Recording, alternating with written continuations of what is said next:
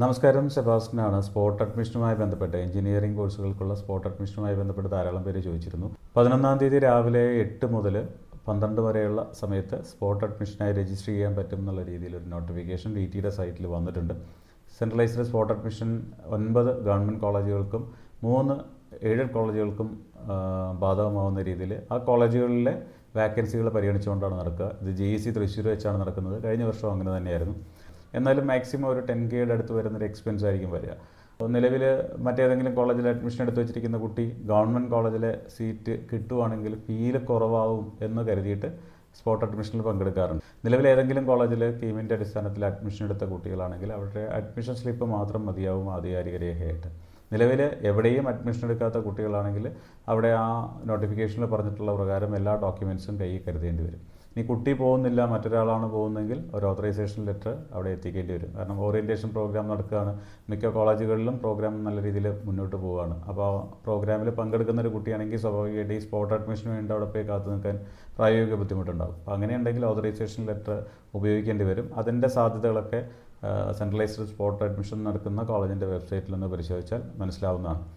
അപ്പോൾ spot admission നടക്കുന്ന സമയത്ത് 2 രീതിയിലുള്ള മാറ്റങ്ങളാണ് പലരും പ്രതീക്ഷിക്കുന്നത്. അപ്പോൾ അത് ഒന്ന്, ഗവൺമെൻറ് കോളേജിൽ കിട്ടുകയാണെങ്കിൽ വരുന്ന ഫീയിലുള്ള കുറവാണ്. സ്വാഭാവികമായിട്ട് ഒരു 10Kക്ക് താഴെ വരുന്ന ഒരു എമൗണ്ട് ആയിരിക്കും ഒരു ഓപ്പൺ കാൻഡിഡേറ്റിന് ഗവൺമെൻറ് കോളേജിൽ അഡ്മിഷൻ കിട്ടിയാൽ കൊടുക്കേണ്ടി വരുന്നത്. റിസർവേഷൻ കാറ്റഗറി ആണെങ്കിൽ അവർക്ക് അതിൻ്റെതായ ബെനിഫിറ്റുകളുണ്ടാവും. അപ്പോൾ അങ്ങനെ ഒരു സാധ്യത പരിഗണിക്കുന്ന സമയത്ത് മറ്റൊരു വിഷയം കൂടെ നോക്കണം. അതായത് ഇപ്പോൾ തേർഡ് അലോട്ട്മെൻറ്റിൻ്റെ അഡ്മിഷൻ്റെ 10-ാം തീയതി വൈകുന്നേരമാണ്. അപ്പോൾ 10-ാം തീയതി വൈകുന്നേരം വരെ വരുന്ന വാക്കൻസികളുടെ അടിസ്ഥാനത്തിലായിരിക്കും തീർച്ചയായിട്ടും സ്പോട്ട് അഡ്മിഷൻ നടക്കുന്നത്. അപ്പോൾ അങ്ങനെ സ്പോട്ട് അഡ്മിഷൻ നടക്കുന്ന സമയത്ത് നിലവിൽ തേർഡ് അലോട്ട്മെൻറ്റിനെ ബേസ് ചെയ്തിട്ട് നമ്മൾ അഡ്മിഷൻ എടുക്കാൻ ഉദ്ദേശിക്കുന്ന കോളേജ്, ഇപ്പോൾ ഞാൻ ഉദ്ദേശിക്കുന്നത് JEC തൃശ്ശൂരിൽ ഇലക്ട്രിക്കൽ എന്ന് പറഞ്ഞൊരു പ്രോഗ്രാമിലേക്കാണ്, അല്ലെങ്കിൽ മെക്കാനിക്കൽ എന്ന് പറഞ്ഞൊരു പ്രോഗ്രാമിലേക്കാണ്, അല്ലെങ്കിൽ മറ്റൊരു പ്രോഗ്രാമിലേക്കാണ്. ഞാൻ ഉദ്ദേശിക്കുന്ന പ്രോഗ്രാമിൽ ഞാൻ ഉദ്ദേശിക്കുന്ന കാറ്റഗറിയിൽ ഏതാണ് ലാസ്റ്റ് റാങ്ക് വന്നത് എന്ന് നോക്കി വെക്കുന്നത് നന്നായിരിക്കും. കാരണം അതിൻ്റെ നിയർ ബൈ ആയിട്ടുള്ള ഒരു റാങ്കാണ് എനിക്കെങ്കിൽ എൻ്റെ സാധ്യത കൂടുതലായിരിക്കും.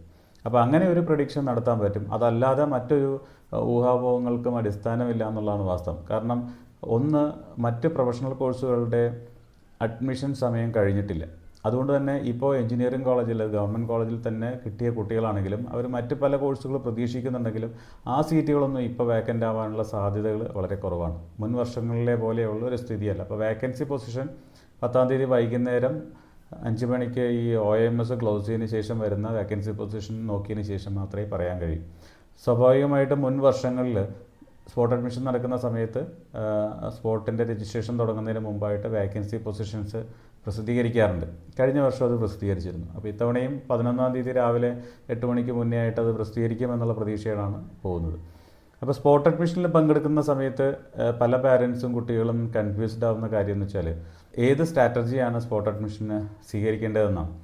ഇപ്പോൾ ഗവൺമെൻറ്റിൽ പോകുമ്പോൾ സ്വാഭാവികമായിട്ടും മറ്റ് കോളേജുകളിൽ പഠിക്കുന്നതിനേക്കാളും ഫീ കുറവാണ്. ഒരു ജനറൽ കാൻഡിഡേറ്റിന് കോഷൻ ഡെപ്പോസിറ്റും ട്യൂഷൻ ഫീയും കൂടെ വരുമ്പോഴത്തേക്ക് ഏകദേശം ഒരു 10,000 രൂപയുടെ താഴെ വരുള്ളൂ.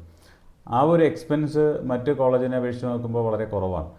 അപ്പോൾ അങ്ങനെ ഒരു അപ്ഗ്രേഡ് സാധ്യമാവുന്ന കുട്ടികൾ, അതിനുള്ള റാങ്ക് പൊസിഷൻസ് ഉള്ള കുട്ടികൾ തീർച്ചയായിട്ടും സ്പോട്ട് അഡ്മിഷനിൽ പങ്കെടുക്കുന്നത് നല്ലത് തന്നെയാണ്.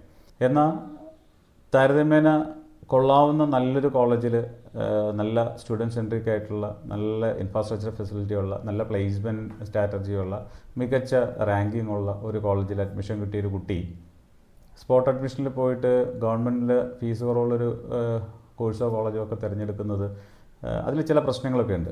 പല പാരൻസും അതുമായി ബന്ധപ്പെട്ട മുൻ വർഷങ്ങളിലൊക്കെ സംസാരിച്ചിട്ടുണ്ട്. അപ്പോൾ നിങ്ങൾക്കത് വേണമോ വേണ്ടയോ എന്നൊക്കെ കൃത്യമായിട്ടൊന്ന് ആലോചിച്ചതിന് ശേഷം മാത്രം അങ്ങനെ ഒരു ഡിസിഷൻ എടുക്കുന്നതായിരിക്കും നല്ലത്. ഞാനത് പറയാൻ വന്നത്, ഒരു ഗവൺമെൻറ് കോസ്റ്റ് ഷെയറിംഗ് കോളേജ്, അവിടെ ഒരു 45,000 രൂപയുടെ ഫീ ആണ്, സ്ട്രക്ചറാണ് വരിക. അവിടെ ഗ്രാൻഡ് പോലുള്ള ഫെസിലിറ്റീസൊക്കെ കിട്ടുന്നൊരു കുട്ടിയാണ്. ആ കുട്ടി കയ്യിൽ നിന്ന് ഫീസൊന്നും എടുത്ത് അടയ്ക്കേണ്ടതില്ല. ഗവൺമെൻറ്റിൻ്റെ ഗ്രാൻഡോട് കൂട്ടിയിട്ടാണ് പഠിക്കുന്നത്. അപ്പോൾ ആ കുട്ടി ഇനിയിപ്പോൾ ഗവൺമെൻറ് കോളേജിലൊരു സീറ്റിലേക്ക് പോയാലും ഈ പറഞ്ഞ പോലെ ഫീ ഇനത്തിൽ കുട്ടിക്ക് കയ്യിൽ നിന്ന് എടുത്ത് വലിയ തുക ചിലവാക്കേണ്ടി വരില്ല. പക്ഷേ അതേസമയം ഞാൻ നേരത്തെ പറഞ്ഞ ഗവൺമെൻറ് കോസ്റ്റ് ഷെയറിംഗ് കോളേജ് നല്ല റാങ്കിങ് ഉള്ള കോളേജാണ്, നല്ല പ്ലേസ്മെൻ്റ് ഉണ്ട്, നല്ല അക്കാഡമിക് റിസൾട്ട് ഉണ്ട്, ഓവറോൾ റാങ്കിങ് മികച്ചതാണ്. അങ്ങനെ നിൽക്കുന്നൊരു കോളേജിൽ നിന്ന് ഒരു ഗവൺമെൻറ് കോളേജിലേക്ക് പോയി പെട്ടാൽ, അവിടെ ഗവൺമെൻറ് കോളേജ് എന്ന് പറയുമ്പോൾ അറിയാമല്ലോ, ഒരു സെൽഫ് സ്റ്റഡി മോഡ് ബേസ്ഡ് ആയിട്ടുള്ള കോളേജാണ്. ഒരു കുറച്ചുകൂടെ സ്വന്തം ഉത്തരവാദിത്തത്തിൽ പഠിക്കേണ്ട സാഹചര്യമാണ്. അപ്പം ചില കുട്ടികൾക്കെങ്കിലും ഇതൊക്കെ വലിയ പ്രശ്നങ്ങൾ സൃഷ്ടിക്കുന്നു എന്നുള്ളതാണ് മുൻ വർഷങ്ങളിലെ നമ്മൾക്ക് കിട്ടുന്ന ഒരു ഫീഡ്ബാക്ക്. സോ അങ്ങനെ ഒരു അപ്ഗ്രേഡ് നോക്കുന്ന ആളുകൾ കൃത്യമായിട്ടൊന്ന് ആലോചിച്ചിട്ട് ചെയ്യുന്നതായിരിക്കും നല്ലത്. അപ്പോൾ സ്പോട്ട് അഡ്മിഷൻ്റെ സാധ്യതകൾ പറയാനപ്പെടുന്നതിൽ കുഴപ്പമൊന്നുമില്ല. പക്ഷേ അത് കൃത്യമായി തങ്ങൾക്ക് എന്താണ് സ്പോട്ട് അഡ്മിഷൻ കൊണ്ട് കിട്ടുന്ന ബെനിഫിറ്റ് എന്നൊക്കെ ഒന്ന് ആലോചിച്ചതിന് ശേഷം ചെയ്യുന്നതായിരിക്കും നല്ലത്. മറ്റൊന്ന്, ഇപ്പോൾ ഒരു സെൻട്രലൈസ്ഡ് സ്പോട്ട് അഡ്മിഷനാണ്. 9 ഗവൺമെൻറ് കോളേജും 3 എയ്ഡഡ് കോളേജും മാത്രം ഉൾപ്പെടുന്നതാണ്. ഇനി മറ്റൊന്ന്, മോഡൽ എഞ്ചിനീയറിംഗ് കോളേജിൻ്റെ സ്പോട്ട് അഡ്മിഷൻ്റെ രജിസ്ട്രേഷൻ നേരത്തെ തുടങ്ങിക്കഴിഞ്ഞു. അതേപോലെ LBSൻ്റെ കോളേജുകളിലെ സ്പോട്ട് അഡ്മിഷൻ്റെ രജിസ്ട്രേഷൻ നേരത്തെ തുടങ്ങിക്കഴിഞ്ഞു. ഇപ്പോൾ ഈ കോളേജുകളൊക്കെ എന്ന് പറഞ്ഞാൽ കേരളത്തിൽ സ്വന്തം രീതിയിൽ മികച്ച നിലവാരം പുലർത്തുന്നതും അതേപോലെ തന്നെ മികച്ച റാങ്കിങ് ഉള്ള കോളേജുകളാണ്. ഇത് മാത്രമല്ല, വേറെയും കുറച്ച് കോളേജുകളുണ്ട്. എല്ലാവരുടെയും സ്പോട്ട് അഡ്മിഷൻ്റെ നോട്ടിഫിക്കേഷൻ വന്നു എന്നുള്ളത് ഞാൻ പരിശോധിച്ചില്ല. അപ്പം അത്തരത്തിലുള്ള കോളേജുകളും 11-ാം തീയതി തന്നെയാണ് സ്പോട്ട് അഡ്മിഷൻ നടത്തുന്നത്. അപ്പോൾ ഇവിടെ ഒരു പ്രശ്നം വരുന്നത് വെച്ചാൽ, ഇന്ന് രാവിലെ ഒരു കുട്ടി വിളിച്ചിട്ട് എനിക്ക് LBSലെ സ്പോട്ട് അഡ്മിഷനിലും താല്പര്യമുണ്ട്, ഗവൺമെൻറ്റിലെ സ്പോട്ട് അഡ്മിഷനിലും താല്പര്യമുണ്ട്. അപ്പോൾ എങ്ങനെയായി 2 സ്ഥലത്തും ഒരേപോലെ സ്പോട്ട് അഡ്മിഷനിൽ പങ്കെടുക്കാൻ കഴിയുക?